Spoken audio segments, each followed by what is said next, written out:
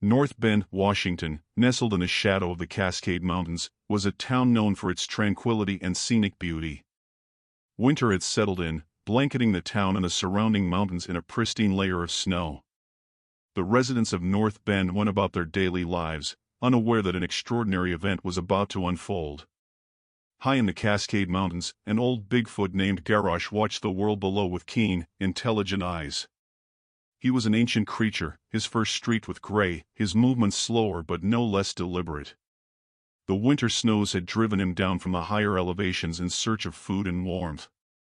However, Garrosh had another mission, one born of frustration and anger at the invasive human technologies that had begun to encroach upon his solitary existence. As the sun began to set, Garrosh descended from his mountain lair. His large, padded feet made no sound on the snow-covered ground. He moved with a purpose, navigating through the dense forests and along the river that led to the outskirts of North Bend. The town's lights twinkled in the distance, a stark contrast to the darkness of the forest. It was a quiet evening in North Bend. The streets were nearly empty as most residents preferred the warmth of their homes. A few cars drove by, their headlights cutting through the dimness. The only sounds were the distant hum of engines and the occasional bark of a dog. Suddenly, a figure emerged from the shadows at the edge of town. It was Garrosh, towering and unmistakable. He paused for a moment, taking in the unfamiliar sights and sounds. Then, with a slow, purposeful stride, he began to walk down the main street. As he moved, the few people who were outside froze in shock. Conversations died mid-sentence, and eyes widened in disbelief. The realization of what they were witnessing spread like wildfire. Smartphones were hastily pulled out, and shaky-handed, unfocused videos and pictures were taken. But Garrosh paid no attention to the humans or their devices. He had a singular focus. Garrosh walked directly to the town's audio-video photography shop, a small business owned by a local named Jack Foster. The shop's front windows displayed an array of cameras, camcorders, and other photographic equipment.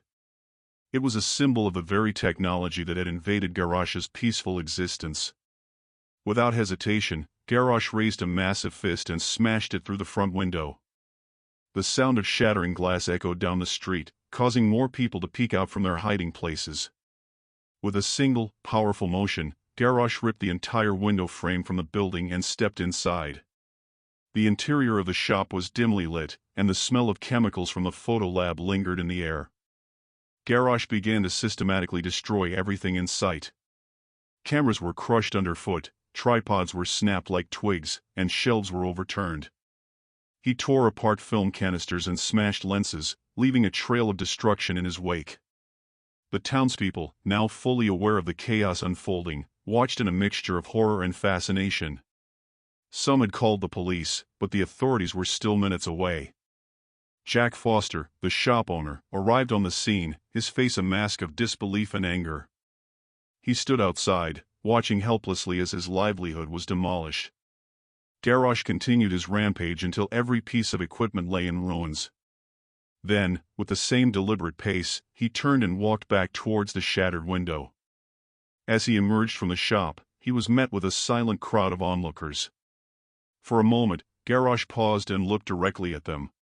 His eyes, filled with a mix of ancient wisdom and raw anger, bore into their souls. He spat on the ground in disgust, a clear sign of his contempt for the intruding humans and their technology. Then, without another glance, he continued his march out of town. As Garrosh made his way back towards the mountains, the townspeople began to emerge from their hiding places. The police arrived, but there was little they could do. The shop was a wreck, and Garrosh had disappeared into the night. The townspeople were left to process what they had witnessed. Some were in awe, others were terrified, and many were skeptical of what they had seen despite the numerous videos and pictures. The news of the event spread quickly.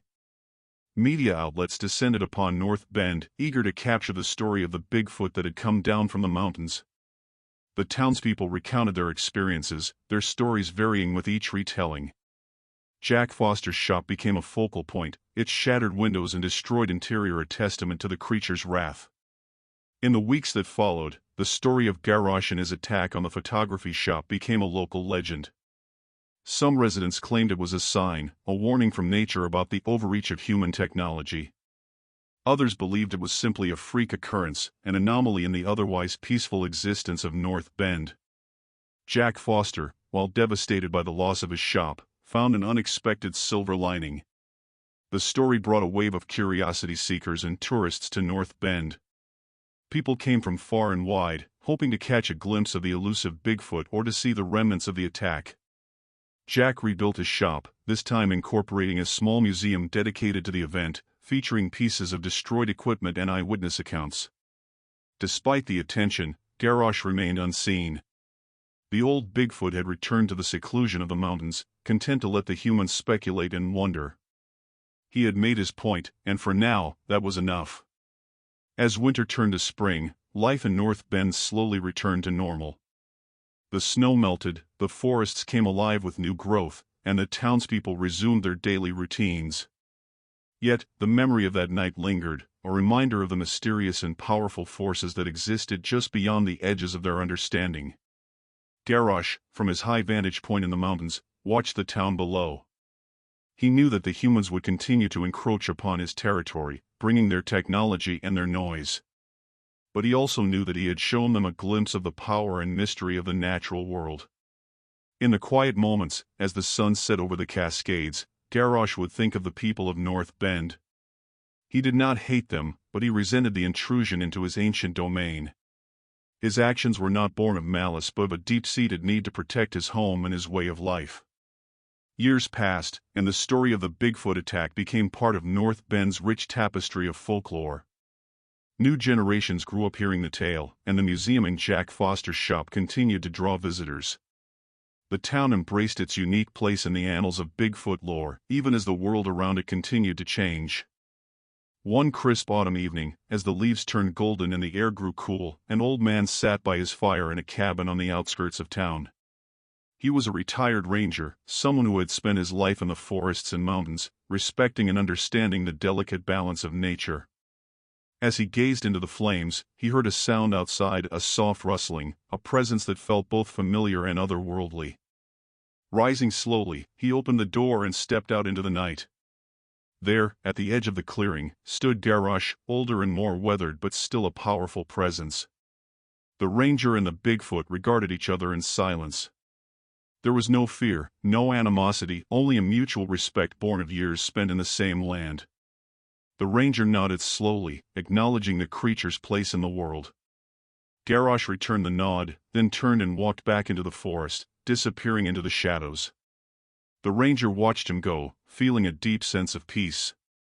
He knew that the Bigfoot would continue to roam the mountains, a guardian of the wilderness, a symbol of the untamed beauty and mystery of the natural world. And so, the legend of Garrosh the Bigfoot lived on, a story passed down through generations, a reminder that there were still wonders in the world that defied explanation, and that sometimes, the most powerful forces were those that remained unseen.